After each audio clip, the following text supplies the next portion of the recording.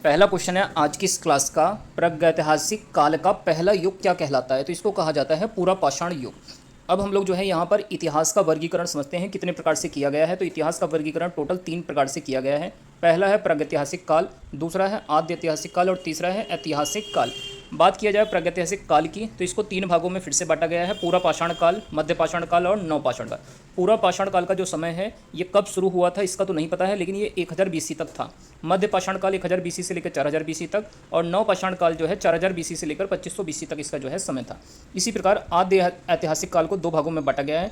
इसमें आता है सिंधु घाटी सभ्यता और वैदिक सभ्यता। सिंधु घाटी सभ्यता 2350 से लेकर 1700 बीसी तक था ये, और वैदिक सभ्यता जो है 1500 से लेकर 600 बीसी तक ये जो है इसका समय काल था। इसी प्रकार ऐतिहासिक काल की बात करते हैं तो ऐतिहासिक काल को 3 भागों में बांटा गया है, प्राचीन इतिहास, मध्यकालीन इतिहास और आधुनिक इतिहास। प्राचीन इतिहास 600 से लेकर 712 ईस्वी तक था, जबकि मध्यकालीन इतिहास का समय 712 से लेकर 1707 ईस्वी तक माना गया है, और आधुनिक जो इतिहास है इसका समय 1707 ईस्वी से लेकर 1949 ईस्वी तक इसका जो है समय था। नेक्स्ट इसके बाद आज की इस क्लास का दूसरा प्रश्न है, मोहनजोदड़ो की सबसे बड़ी इमारत कौन सी थी? तो देखिए, जो मोहनजोदड़ो से प्राप्त होने वाली सबसे बड़ी इमारत है वो है विशाल अन्नागार, जिसको ग्रेट ग्रेनरी जो है कहा जाता है। ये मोहनजोदड़ो से प्राप्त होने वाली सबसे बड़ी इमारत है। अगला तीसरा प्रश्न है, हड़प्पा सभ्यता में हल, टेराकोटा के हल कहाँ से मिले हैं? तो ये मिले हैं बनवाली। और बनवाली कहाँ पर स्थित है? तो ये हरियाणा में स्थित एक हड़प्पा स्थल है। इसकी खोज किसने की थी? तो इसके खोजकर्ता थे रविंदर सिंह बिष्ट। बनवाली की खोज किसने करी थी? रविंदर सिंह बिष्ट ने। अगला प्रश्न है क्वेश्चन नंबर 4, धौलावीरा की खोज अगर पूछी जाए किसने की थी? तो इसकी खोज जो है जेपी जोशी ने की थी, और इसकी खोज 1967-68 में हुई थी, और ये धौलावीरा स्थल जो है गुजरात राज्य में जो है स्थित है। नेक्स्ट इसके बाद 5वां प्रश्न है, अफगानिस्तान में स्थित हड़प्पा स्थल कौन सा है? तो इसका नाम है सोर्तगई। सोर्तगई जो है, जो हड़प्पा स्थल है, ये अफगानिस्तान देश में स्थित है। इसी प्रकार आपसे बालाकोट हड़प्पा स्थल पूछा जाए तो ये पाकिस्तान देश में स्थित है। अगला 6वां प्रश्न आज की इस क्लास का, ऐतिहासिक लेखों का संरक्षण इसको क्या कहा जाता है? तो इसको कहा जाता है म्यूजियोलॉजी। ऐतिहासिक जो लेख होते हैं उनको कहाँ पर संरक्षित किया जाता है? तो उनको संरक्षण को कहा जाता है म्यूजियोलॉजी। इसी प्रकार आपको याद रखना है, अभिलेखों का जो संरक्षण होता है उसको जो है एपिग्राफी कहा जाता है। नेक्स्ट इसके बाद अगला प्रश्न है, भीमबेटका के रॉक शेल्टर्स कहाँ पर स्थित हैं? तो ये स्थित हैं विंध्य रेंज में। विंध्य रेंज जो कि रायसीना जिला मध्य प्रदेश में स्थित है, यहाँ पर भीमबेटका के रॉक शेल्टर्स जो है स्थित हैं। अगला प्रश्न है क्वेश्चन नंबर 8, कल्प शब्द का अर्थ क्या होता है? तो देखिए, जो कल्प शब्द है इसका संबंध होता है अनुष्ठान से। ये इसका अर्थ जो है अनुष्ठान होता है। और ये कल्प शब्द कहाँ से आया है? तो ये देखिए, वेदांग जो होते हैं, वेदांगों की संख्या कितनी है? 6। उन्हीं में से एक वेदांग जो है कल्प है। शिक्षा, ज्योतिष, व्याकरण, कल्प, छंद और निरुक्ति, ये हमारे जो है 6 वेदांग होते हैं। अगला प्रश्न है क्वेश्चन नंबर 9, तिब्बत ग्रह सिद्धांत से जुड़ा हुआ नाम किसका है? तो तिब्बत ग्रह सिद्धांत से जुड़े हुए हैं स्वामी दयानंद सरस्वती, जिन्होंने आर्य समाज की स्थापना की थी। इसके बाद अगर आपसे पूछा जाए वैदिक सभ्यता कितने भागों में बटी है? तो ये 2 भागों में बटी है, ऋग्वैदिक काल और उत्तर वैदिक काल। ऋग्वैदिक काल 1500 बीसी से लेकर 1000 बीसी तक इसका समय है, जबकि उत्तर वैदिक काल का समय जो है 1000 बीसी से लेकर 600 बीसी तक इसका जो है समय है। अगला क्वेश्चन नंबर 10 है, संगीत से संबंधित जो है वेद कौन सा है? तो ये है जो है सामवेद। इसका संबंध जो है संगीत से है। इसी प्रकार जादू टोने का संबंध जो है अर्थवेद से है। नेक्स्ट इसके बाद क्वेश्चन नंबर 11 है, विष्णु का 5वें अवतार को किस नाम से जाना जाता है? तो 5वें अवतार को कहा जाता है वामन। भगवान विष्णु के टोटल 10 अवतार हुए थे, जिनमें से सबसे पहला अवतार मत्स्य, दूसरा कुर्क, तीसरा है वराह अवतार, चौथा अवतार है नरसिम्हन, 5वां अवतार है वामन, 6वां अवतार परशुराम है, 7वें अवतार भगवान विष्णु के हैं राम, 8वें अवतार हैं कृष्ण, 9वें अवतार हैं बुद्ध, और जो भगवान विष्णु के 10वें और अंतिम अवतार माने जाते हैं वो है कल्कि। आपको इनका सभी का नाम याद रखना है। नेक्स्ट इसके बाद अगले प्रश्न पे आते हैं, क्वेश्चन नंबर जो है 12। तो देखिए, क्वेश्चन नंबर 12 में पूछा गया है, जैन धर्म में जिन शब्द का क्या अर्थ होता है? तो जिन शब्द का अर्थ होता है विजेता।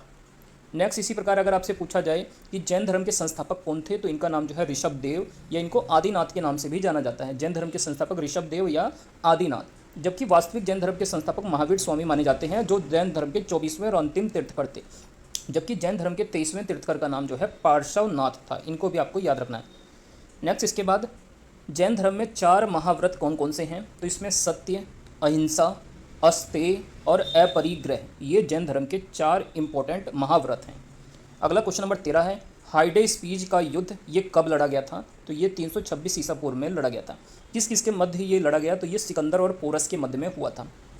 सिकंदर और राजा पोरस के मध्य। और ये कहाँ पर हुआ था? ये झेलम नदी, या जिसको हम लोग वितस्ता नदी कहते हैं, इसके तट पर जो है ये युद्ध लड़ा गया था।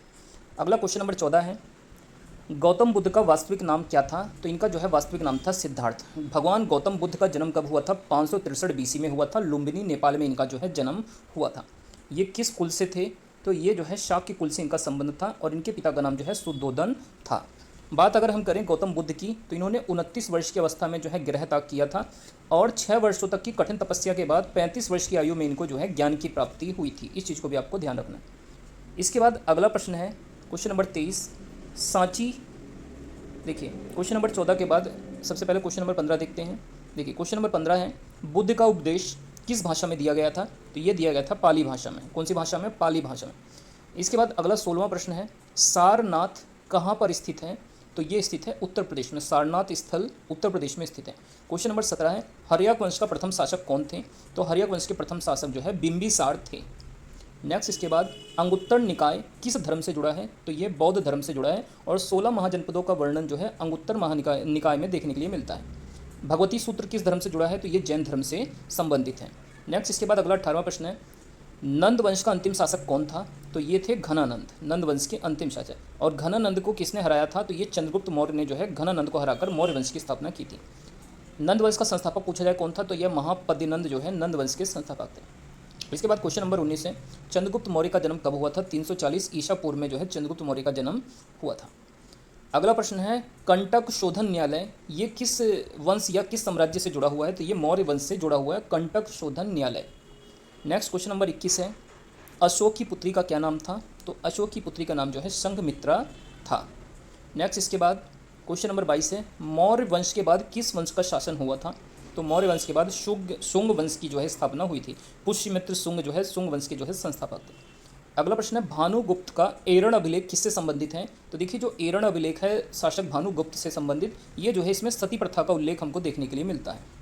अगला प्रश्न है इसके बाद, देखिए क्वेश्चन नंबर जो है हमने यहाँ पर 22 तक पहले पढ़े हैं। मौर्य वंश के बाद कौन सा वंश आया था? शुंग। अब सबसे पहले हम लोग क्वेश्चन नंबर 23 देखते हैं।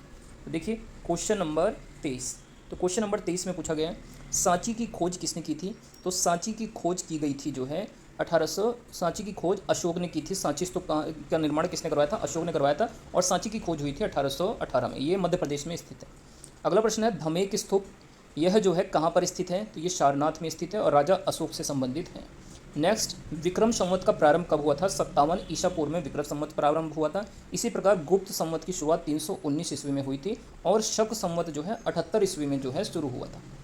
नेक्स्ट इसके बाद क्वेश्चन नंबर 26 है, गंधार कला किन दो कलाओं का मिश्रण है? तो इसमें हिंद और यूनानी कलाओं का जो है मिश्रण है गंधार कला। क्वेश्चन नंबर 27 है, कनिष्क के राजवैद्य का क्या नाम था? तो चरक जो है कनिष्क के राजवैद्य थे।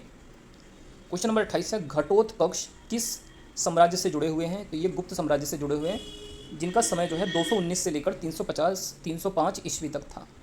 नेक्स्ट अगला प्रश्न है क्वेश्चन नंबर 29, इलाहाबाद का स्तंभ लेख किस शासक से जुड़ा है? तो ये समुद्रगुप्त शासक से जुड़ा है और समुद्रगुप्त को भारत का नेपोलियन भी कहा जाता है। इसी प्रकार विजय स्तंभ का निर्माण जो है राणा कुंभा ने करवाया था। नेक्स्ट इसके बाद अगला प्रश्न है क्वेश्चन नंबर 30, भानुगुप्त का एरण अभिलेख, इसमें सती प्रथा का उल्लेख देखने के लिए मिलता है। क्वेश्चन नंबर 31 है, प्रथम हुड़ आक्रमण कब हुआ था? तो ये हुआ था 458 ईस्वी में और ये जो है स्कंदगुप्त के समय में जो है हुड़ आक्रमण पहली बार भारत पर हुए थे। 32वां प्रश्न है, महान शासिका प्रभावती गुप्त जो है किसकी पुत्री थी? तो ये चंद्रगुप्त द्वितीय की जो है पुत्री थी। नेक्स्ट इसके बाद अगला प्रश्न है, अद्वैत वेदांत का सिद्धांत जो है किसके द्वारा दिया गया था? तो ये आदि गुरु शंकराचार्य ने अद्वैत वेदांत का सिद्धांत दिया था। नेक्स्ट अगला 34 नंबर का प्रश्न है, शिव मंदिर चिदंबरम ये जो है किससे संबंधित है? तो ये गोपुरम दर्शन से संबंधित है शिव मंदिर चिदंबरम। अगला प्रश्न है 35वां, भ्रामरंबा मल्लिकार्जुन मंदिर ये कहाँ पर स्थित है? तो ये स्थित है आंध्र प्रदेश में, भ्रामरंबा मल्लिकार्जुन मंदिर। तो दोस्तों ये हमारी आज की इंपॉर्टेंट क्लास थी। आप लोगों को ये क्लास कैसी लगी है कमेंट करके जरूर बताइए। बाकी वीडियो अच्छी लगे तो वीडियो को लाइक करें, शेयर करें और चैनल पर नए हैं तो इसको जरूर से सब्सक्राइब करें।